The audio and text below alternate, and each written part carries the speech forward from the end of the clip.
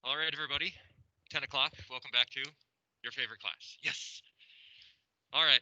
A couple announcements. We're sort of getting our way on with the first lab. So if you had the first lab, you saw that whole demonstration yesterday. Hopefully that was as clear as I could make it. I spent a lot of time trying to prepare for that, and hopefully it was helpful. Those of you that have lab tomorrow, you will see the whole spiel again.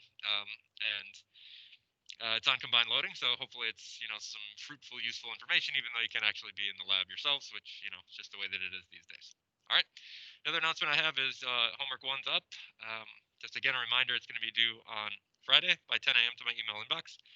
Good number of questions and office hours already from people, so please get going on that. It's really important that you understand combined loading for a lot of things that we're going to do in the future. So with that, if there's any questions, I'll pause for questions. Okay. We're going to have one more combined loading example problem today, and I think it's the most difficult of the three. And it's sort of representative of number 2 on the homework that you have, because it's a pipe with a hollow sort of circular cross-section.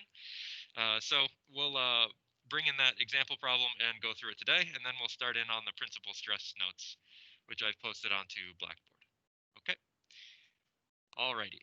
So let's pull in the example problem for us all to take a look at. Right here. It's the last example in the notes. So we have this hollow circular pipe that's 1.9 inches in outer diameter and 1.61 inches in inner diameter. We want to determine the normal and shearing stresses on the pipe at point H, which is sort of in the cross section 4 inches away from the wall there.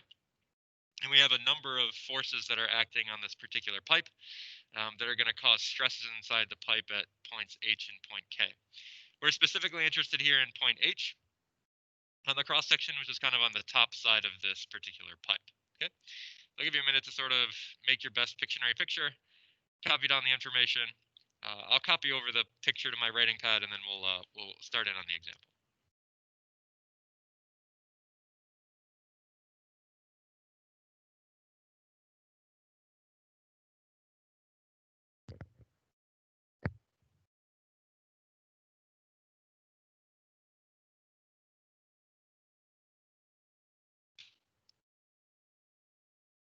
That was you. I didn't know if that was me or you. That's you. Okay.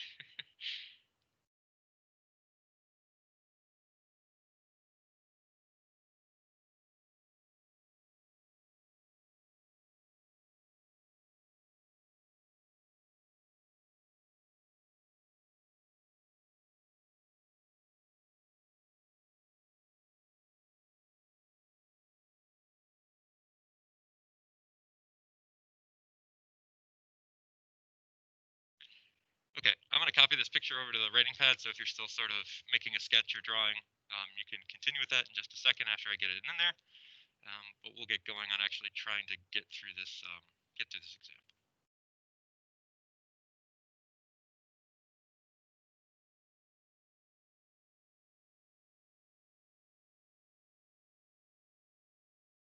Okay, so here's our problem of interest, and what we want to do is we want to find normal and shear stress at point H. Oh, terrible at sign. And we'll remind you here that the outer, let's say the outer diameter is 1.9 inches. That means the outer radius is 0.95 inches, which we'll use for calculation. And we'll also remind you that the inner diameter is 1.61 inches. That means that the inner radius, which we'll use for calculation, is 0.805 inches. I did this in my head. Are you proud of me? Yes. 1.61 divided by 2, that's actually kind of hard in the head. I don't know. All right, so let's work our way through this. We know for these combined loading problems, we want to first relocate all the forces and moments to the cross-section of interest.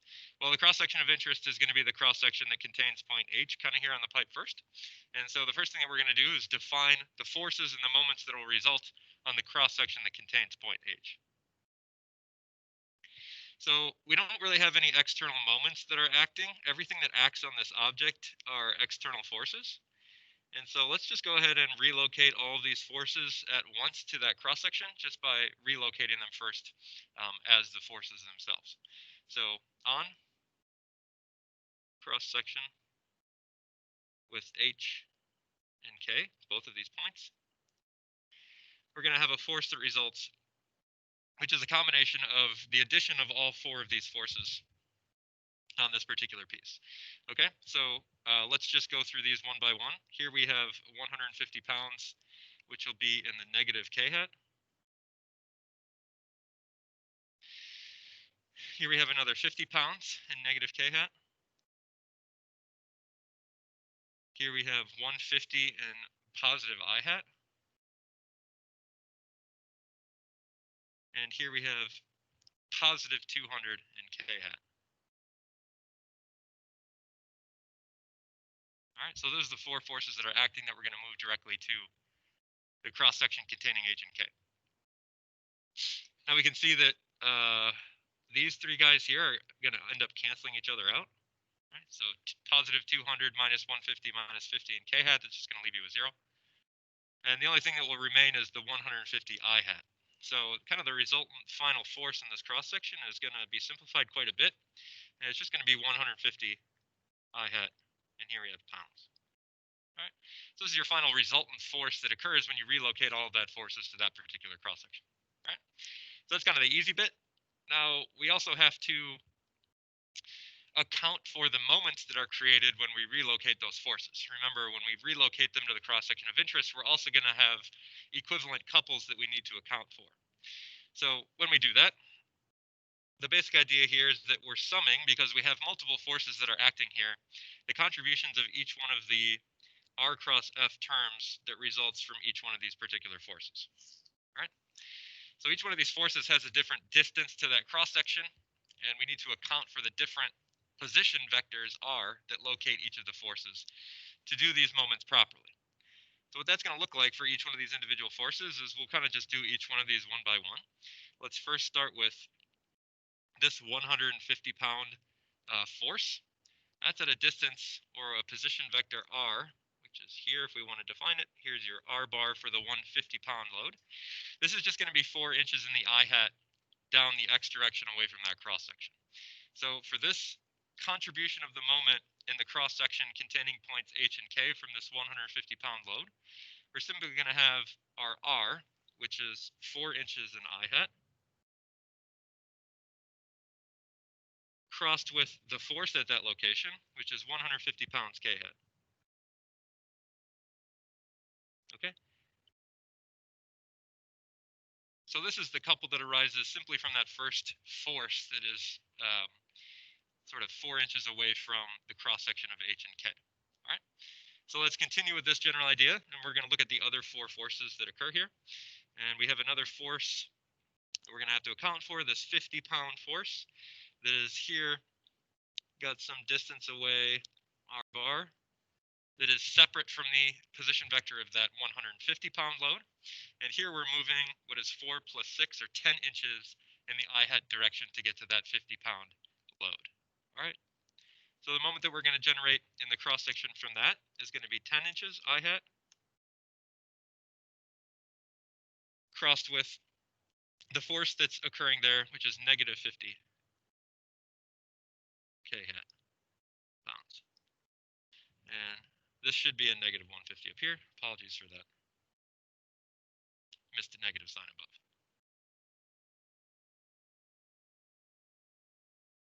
All right. Now we got 2 more forces to do. This 200-pound and this 150-pound. Both of these forces have the same position vector, so we can just cross the position vector that locates that force with the resultant force at that location. So here we have a position vector that locates the position of both of these forces and where they're acting. Let's see if I can do a little better job drawing that. See if I can do an even better job drawing that. That's probably a little bit better. So here's the position vector that locates the point of action of the 200 and the 150-pound load sort of at the top of the pipe there. And that's going to be a combination of 10 inches that we have to move in the I hat and 10 inches that we have to move in the J hat. So the position vector here that will locate that final force is going to be this position vector 10 I hat plus 10 J hat inches. Right. I'm going to cross that with the forces that are acting at that particular location. Which again, just to remind ourselves, it's positive 200 in the k hat direction and positive 150 in the I hat direction. So we'll have 150 I hat plus 200 k hat pounds. And that's going to be the full expression for the resultant moment that's created in the cross-section from those forces. All right, so we have a bunch of forces, a bunch of different position vectors to locate all those forces. We have to make sure that we're very accurate in calculating the moment here. So kind of when the dust settles on all of these calculations, I just sort of assume that you guys are good with your moment calculations now after you set up the position vectors and forces appropriately. You're going to have something like 2,000 I hat minus 900 J hat minus 1,500 K hat inch pounds. All right. So this is your resulting moment that occurs in the cross-section here. And this goes alongside the resultant force that's occurring in the cross-section, which is up here. Okay, so I'll bring that down, give you a second to copy that down.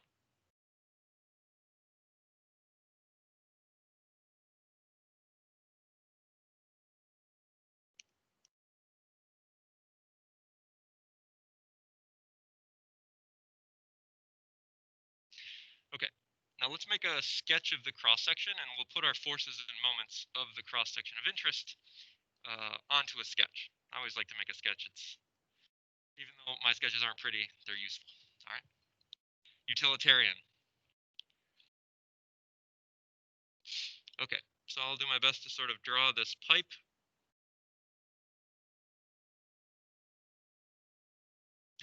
And the particular point of interest for us is on the top of the pipe here. This is point H. And I'm going to replicate the coordinate system for this problem just so we're all kind of clear on the coordinates.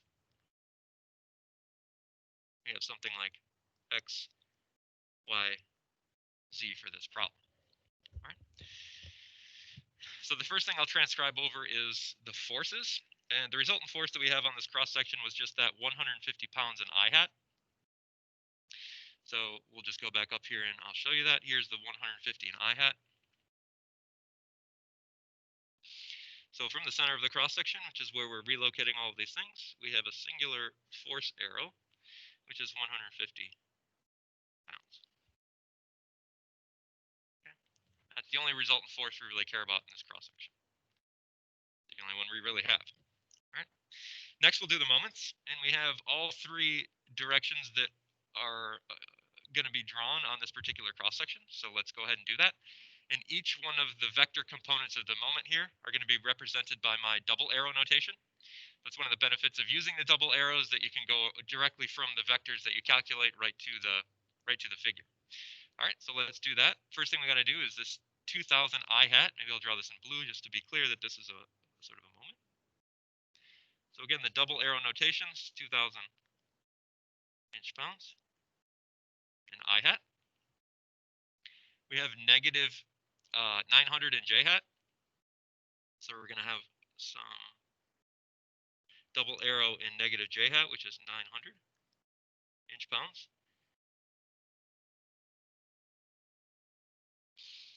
And the last bit of our moment is the negative 1,500 K hat. So we have another double arrow in the negative direction, which is going to be 1,500 inch pounds. Okay. Now, each one of these forces and moments on the cross-section, we have questions. Oh, sorry about that. Sorry, we're having some technical issues with the screen in the classroom. Not really happened before.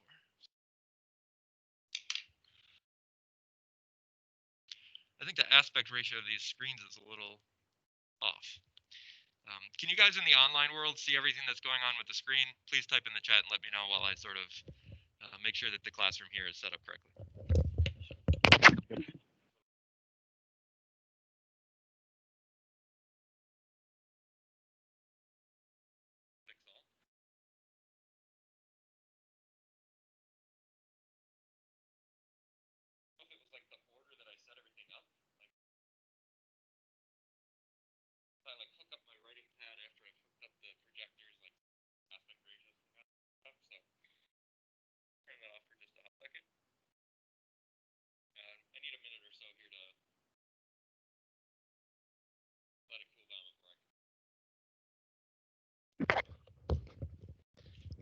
Update for those online. I have turned it off. It is now cooling. I need about a minute before I can turn it back on. So 1 minute break, get your coffee, go to the bathroom, do a dance. Make sure you're not getting stiff stretched in there.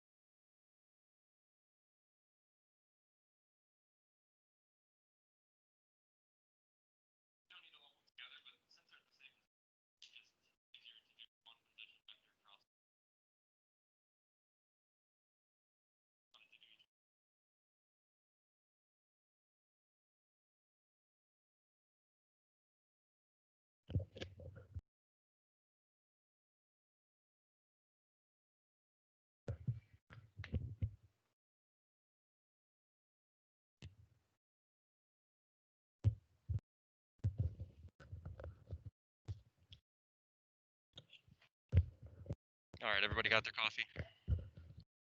I don't. Sad panda. Okay.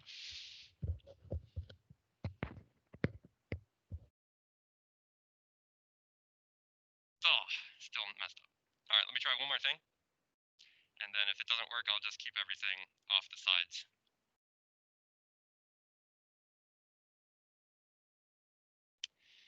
Okay.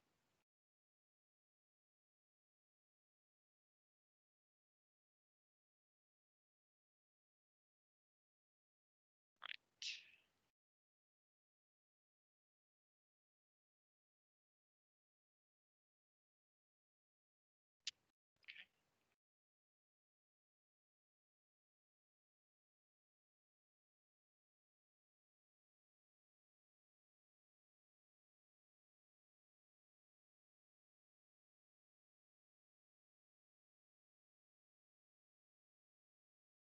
All right, one more go.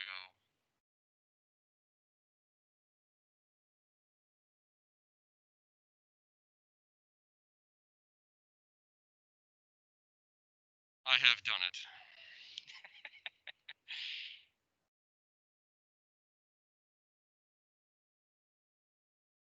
I don't give you a PhD for nothing.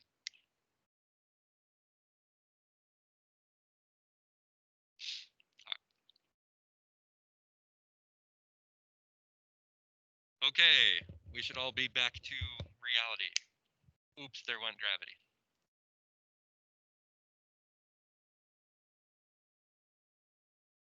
I can see the screen. Volume is good. All right, cool. All right, we're back online in the class. So apologies. Thank you for letting me know that it was cut off. I believe that's Hannah behind that mask, yes? Okay, good. Okay, so back to this. Each one of the forces and moments in this cross-section is going to contribute to the normal and the shear stresses. Okay, let's first define some geometry about this cross-section that we're going to use going forward. Specifically, let's do the area of the cross-section because we're going to use that in our calculation. That one's pretty straightforward. It's going to be pi times the outer radius squared minus the inner radius squared. If you work this out with your calculator, we already defined the outer and the inner radius as 0.95 and 0.805 inches. So if you work this out, you're going to get 0.80 inches squared. It will also be helpful for us to define area moments of inertia and polar moments of inertia, which we're going to need for our calculations of the stresses. So let's just go ahead and do that. Here, the area moment of inertia is just going to be the area moment of inertia of the outer minus the inner. So that would be pi times the outer radius of this piece to the fourth minus pi times the outer radius, the inner radius of this piece to the fourth. You work this out and you'll get that the area moment of inertia is 0.31 inches to the fourth. And we'll also need polar moment of inertia. Reminder. Sorry, this should all be on 4. I made a boo-boo. All of this divided by 4. I haven't seen that division sign for like 10 years, okay? In J, the polar moment of inertia should be pi on 2, r outer to the fourth, minus pi on 2, r inner to the fourth. And this here will be 0.62 inches to the fourth. All right.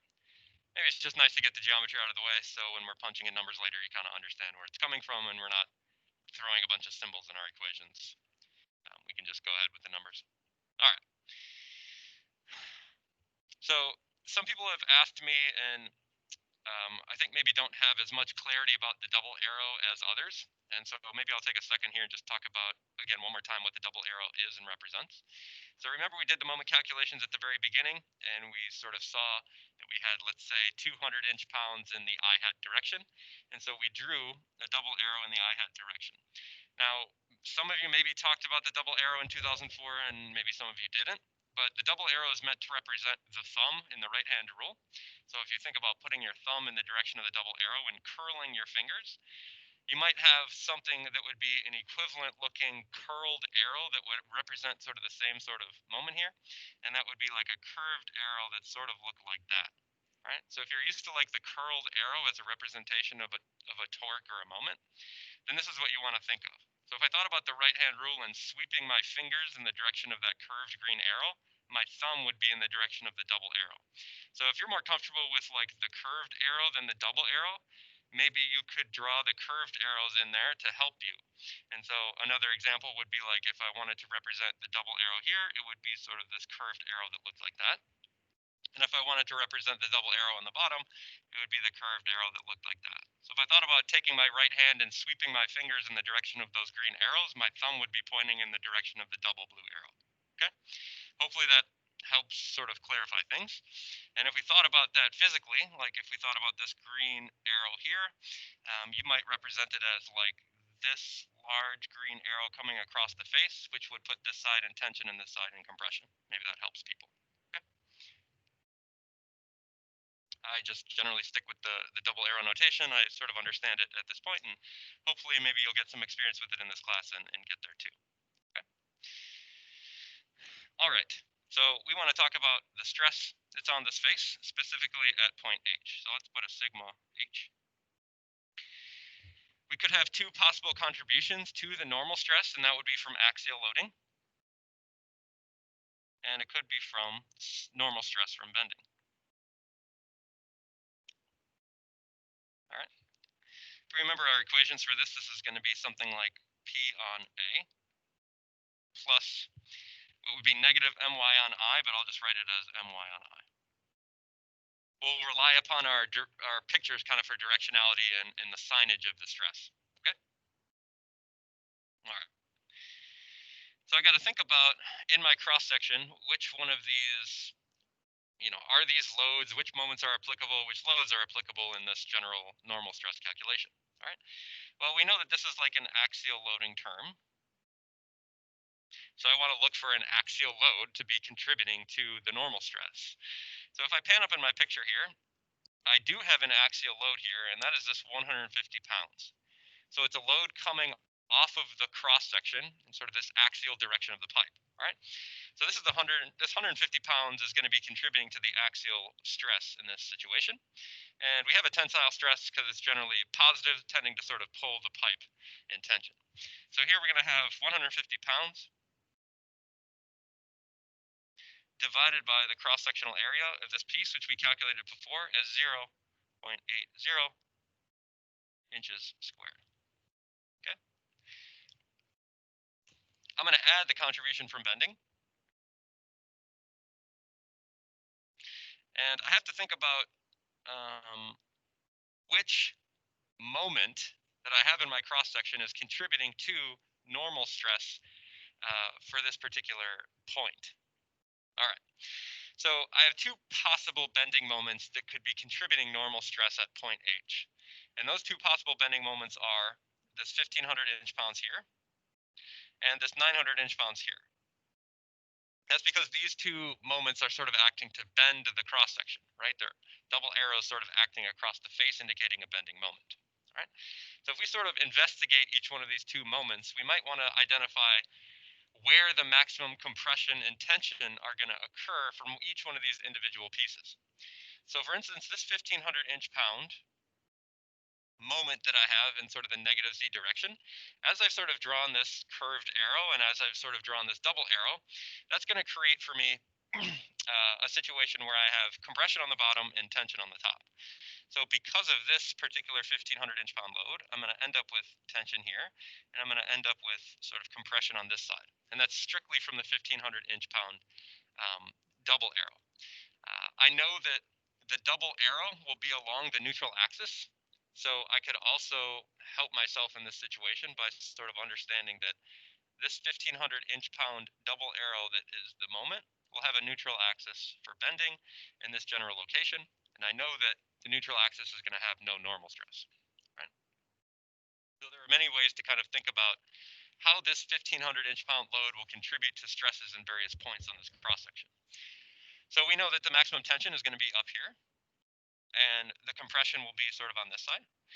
And because of that, point H is sort of on the top and will be in compression from this 1500 inch-pound load, or 1500 inch-pound moment. So the appropriate calculation here then would be the moment value itself is 1500 inch-pounds multiplied, can I drag this over? Yes, 1500 inch-pounds multiplied by this y, which is the distance from the neutral axis to the point of interest, which is just the radius of this piece, just 0.95 inches, all divided by the area moment of inertia of this cross-section, which we calculated before. Got some wildlife here in front of me. Which we calculated here before, 0.31 inches to the fourth.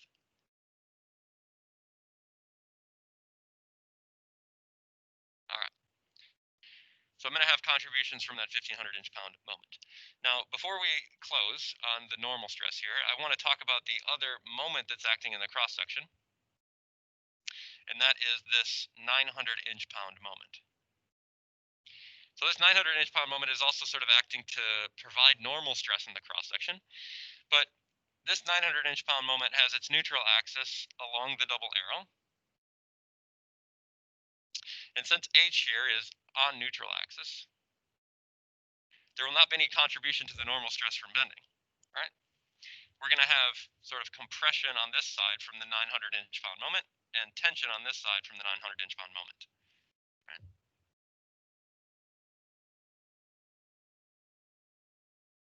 So I'll say here that this 900 inch-pound, no contribution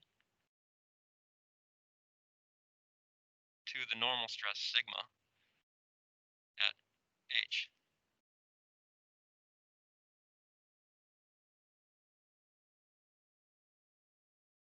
That's because H is on the neutral axis for that particular bending moment. So in closing, my normal stress is going to be the contribution from the axial load and the 1500 inch-pound bending moment, which when calculated out, would be 188 psi, plus the contribution from the bending moment, which is 4600 psi. Or if I simplify, I'll get something like 4.8 ksi.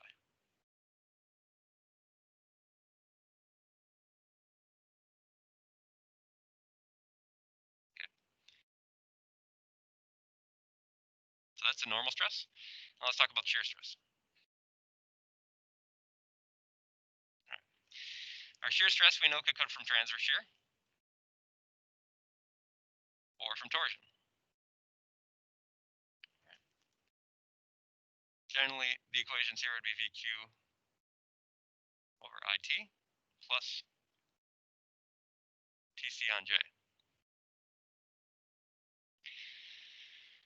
Let's go back and revisit the cross-section and see if we have any of these pieces. Let's first look at the transverse shear component and look if we have any loads that are coming across the face that might be considered a transverse shear load. We look up here, we see that the only load on the cross-section is this 150-pound load, and this is an axial load. It's not coming across the face in any way. So because of that, there are no transverse shear loads.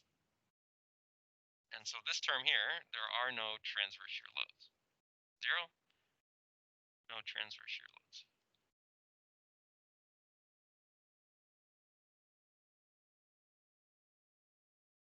All right. Now I should check to see if I have torque on my cross-section, and that would be represented as a double arrow that's moving along the axis of the pipe. And in this situation, I do in fact see that I have a double arrow which acts in the direction of the axis of the pipe, and that's this 2,000 inch-pounds.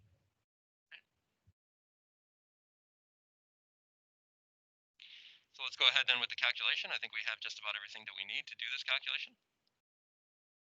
So I'm going to have zero contribution from the transverse shear, and I'll have a torsional contribution, which is 2,000 inch-pounds, multiplied by C, which is the distance from the center of cross-section to the point of interest. Here's just the radius, which is 0.95 inches. All over the polar moment of inertia J, which we calculated before, 0.62 inches to the fourth. All right, so my total shear stress at point H, which is coming really from torsion alone, is going to be 3.06 KSI.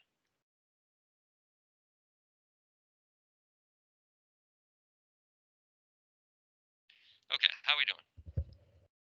Any questions from either peanut gallery? I have multiple peanuts. You guys are like the cashew. What, you guys are the cashews, or do you want to be the pecans? I don't know. You guys be the cashews in the online world. I have multiple peanut galleries. Wait, cashews aren't a type of peanuts. They're different, aren't they? Okay, so maybe you guys are the honey roasted, and you guys are like the spicy sriracha. Oh, Matt wants to be walnuts. All right, so Kirchman says you're walnuts. All right, you guys are walnuts.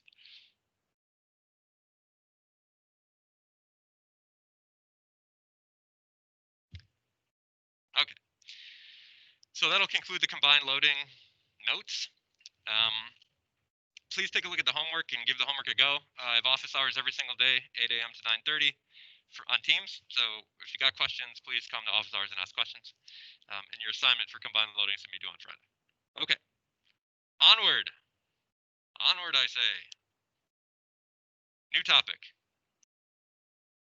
And that is discussion of principal stresses in 3 dimensions. So this class, one of the major transitions you're going to make between this class and 2004 is you're going to move from what is normally like a 2-dimensional state of stress or 2-dimensional stress elements into a world of 3-dimensional stress. All right. So when you were in 2004, you probably drew like squares on the page that had like normal stresses coming out and shear stresses on them. Okay, that's a 2-dimensional state of stress, right? When you move to 3D, you have to be much more specific about like sort of the stresses that you're talking about and naming them appropriately. Okay. So one of the things I want to do before we really dive in on talking about like principal stresses in 3D is make sure that we're able to sort of like talk about and define stresses appropriately in 3D before we sort of get to that point. So one of the things I wanted to do before we really dive in on principal stresses in 3D is to talk about how we define stress in a 3-dimensional state and what subscripts you might want to use and what those subscripts mean, and just being very clear about our vocabulary, right? So here now we're moving on to lecture 2, which is kind of a principal stresses.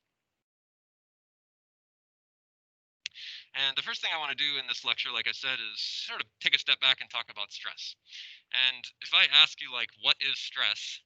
You're probably telling me about coronavirus and how it's weighing you down. All right, but I mean stress in like a mechanics version. All right.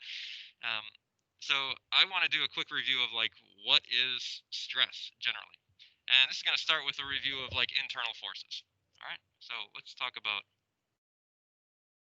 internal forces. And I want to motivate this with a picture of my famed mechanics potato. All right, so let's just say that we have some random body, you know, this mechanics potato here, and it's 3-dimensional, and it's got some forces that are acting on it. Okay, like maybe we have a force over here, maybe you have some force over here, we got one over here, maybe there's a moment over here, I don't know, something. Okay, you got all this stuff that's acting on this body. All right, and we saw an example of this like with the pipe problem. There were forces all over the place, and we sort of had to relocate them to a point of interest. All right. So if I'm interested in what's going on, let's say like just at the center of this particular piece, let's call this, I don't know, point O. All right, the very center of this particular guy, the centroid. So I want to know what's going on at that piece. We've sort of been taught to like make a cut through the structure and look at what the stresses are on the inside. So you may consider like cutting this guy through. I don't know if I can sort of maybe do the best I can to sort of like make a cut through this piece.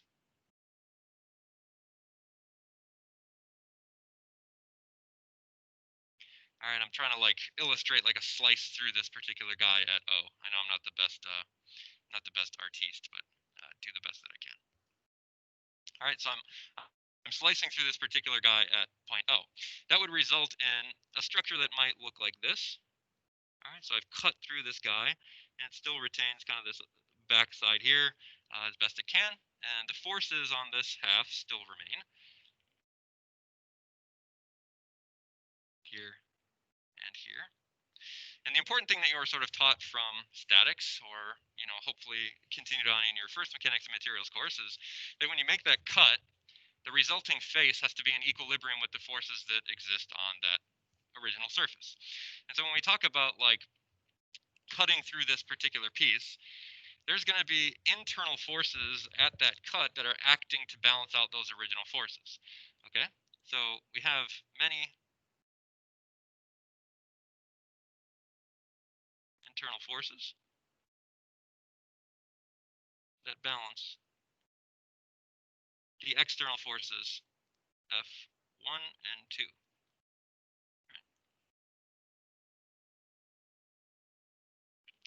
So those internal forces that result kind of act across the whole cross section, and there are many of them. Okay, so there's all these tiny little like internal forces at each sort of infinitesimally small section of the cross section. All right, there's all these like little forces that are sort of like acting. Right, and so when we define like stress, the stress is basically a calculation that allows us to sort of define what is this average internal force that's acting over this cross-sectional area to give us sort of this term that we define as the internal stress in the piece. Okay? So if we were to say, take all of those internal forces that are acting at all of those individual discrete points and sort of put them all in that central location, which is point O. So if we relocate all small internal forces, you're going to end up with like a resultant force moment in the cross section at point O that would be representative of all of those little internal forces that are acting. So here's our sort of cut through cross section again, and the back side of my potato, and still my forces F1 and F2 acting.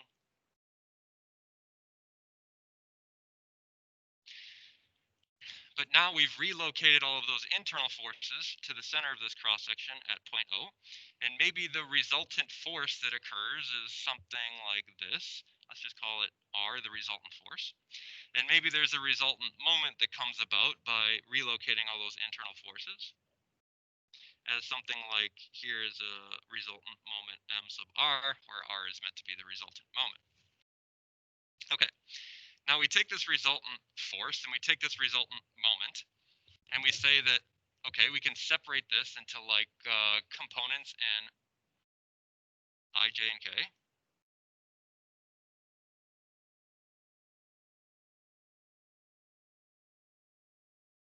Where this is also M R X I hat plus R Y J hat plus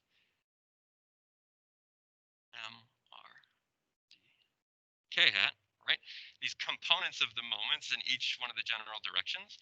And we know that these individual guys can contribute to normal stress and shear stress. This is what we did for combined loading, right? Each one of these individual things is going to contribute then to combined, will contribute to normal stress and shear stresses, right? And we just saw all that with like sigma is P on A plus My over I, and tau is VQ on IT plus TC on J. Okay?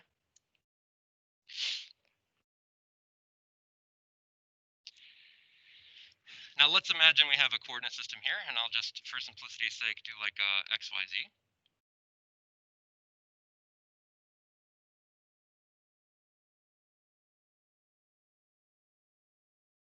We have to talk now about like a three-dimensional characteristic of stress, okay? And so we have this like resultant force and resultant moment. And if we sort of translate this downward and draw this again,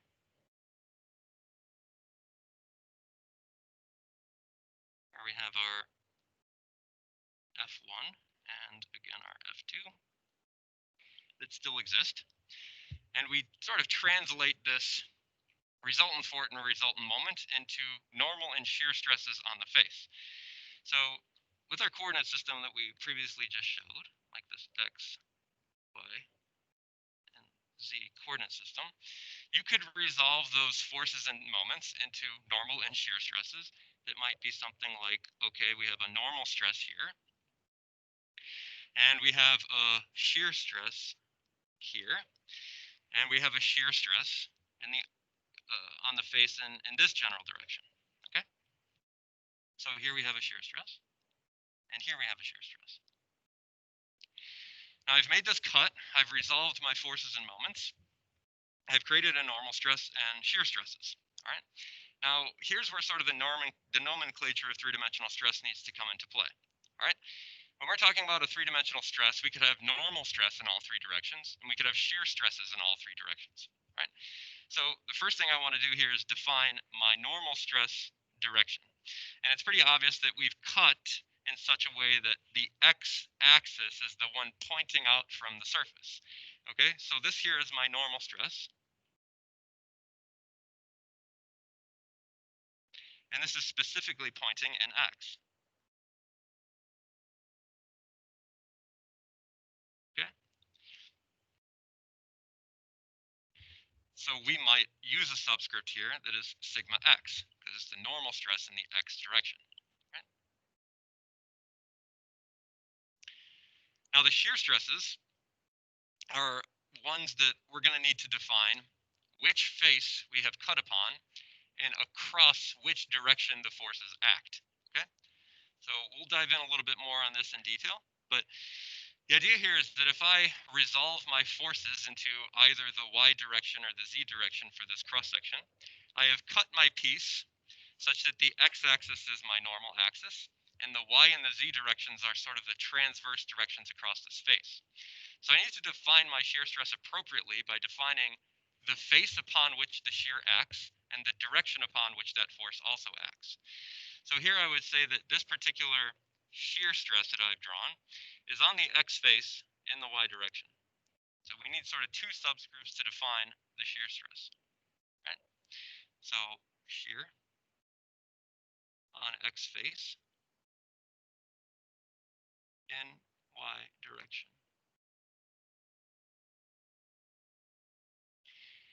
Similar, this guy would be the shear on the x face in the z direction.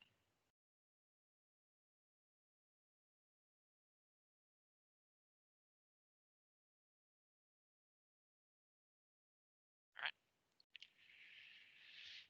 So I've made a slice in my cross section. I've gotten the forces and the moments that result. I've resolved them into stresses using our my over I, P on A, VQ on IT, so on and so forth. And I've resolved them into these stresses here. Okay, so what we've noticed in this particular situation is we cut through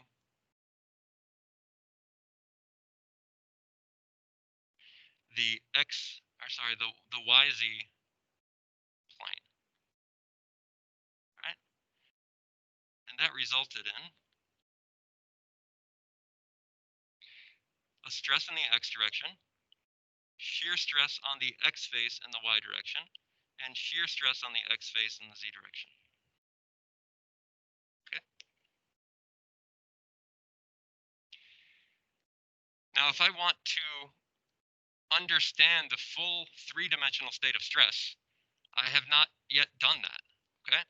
I would also need to look at like what is the normal stress in the Y direction and what is the normal stress in the Z direction. Okay. So I'm going to need additional cuts in my piece to resolve these other stress components. And so we'll need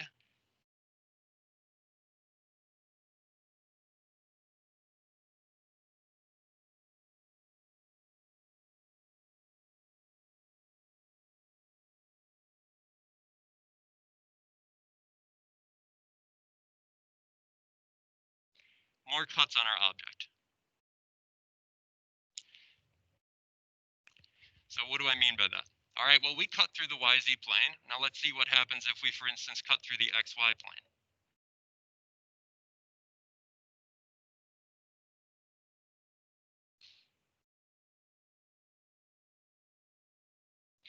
Okay, well, now maybe our blob, after cutting through the XY plane, looks, I don't know, like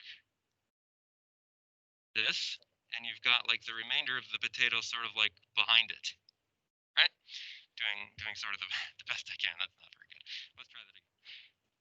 All right, maybe you have your potato that's here. Here's again point O, and you've got sort of the rest of the potato sort of behind it. Okay, that's a little bit better. And now we've got the X direction here, the Y direction, and the Z direction. Okay. And I would have those external forces maybe that were on the back side of this piece still continuing to act. So maybe again, there's the pesky F1 that's still maybe on the back side of this piece. There's like an F3 over here, I think, as well. And I have to balance those forces with the stresses on the cut face that I've created. And so now, since I've cut through the like XY plane, I'm going to be able to resolve things like the normal stress in the Z direction, which would be like sigma Z. Okay? And I'll have shear stresses here and here, where this guy, for instance, is the shear stress that's on the Z face, because that's my axis that's sort of like coming off of this face, and this is in the X direction. This shear stress here is the shear stress that's on the Z face, and this is in the Y direction. Right? So here I've cut through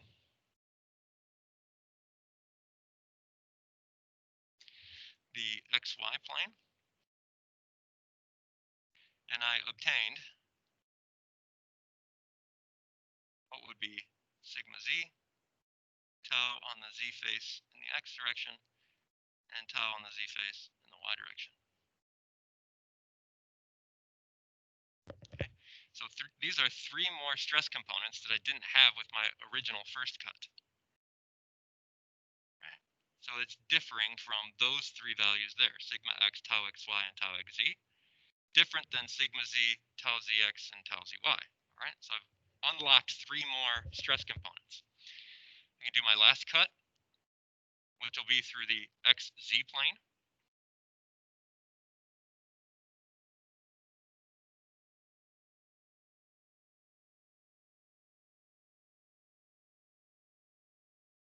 And you'll have maybe something that looks like this, and the bottom side of your potato. Okay, there's again point O. We have X in this general direction. We have Y in this general direction. And we have Z in this general direction. By making this cut, I have the normal stress to that surface after my analysis. So here I have sigma Y. And I'll have the shear stresses here. This is like tau on the Y face in the X direction. And here we would have the shear stress on the Y face in the Z direction. Okay, so now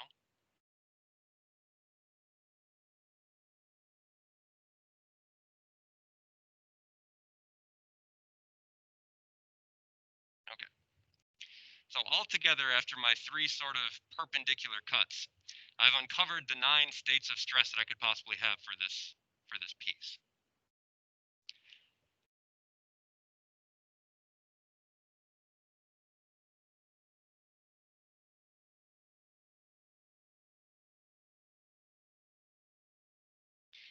You have your 3 normal stresses,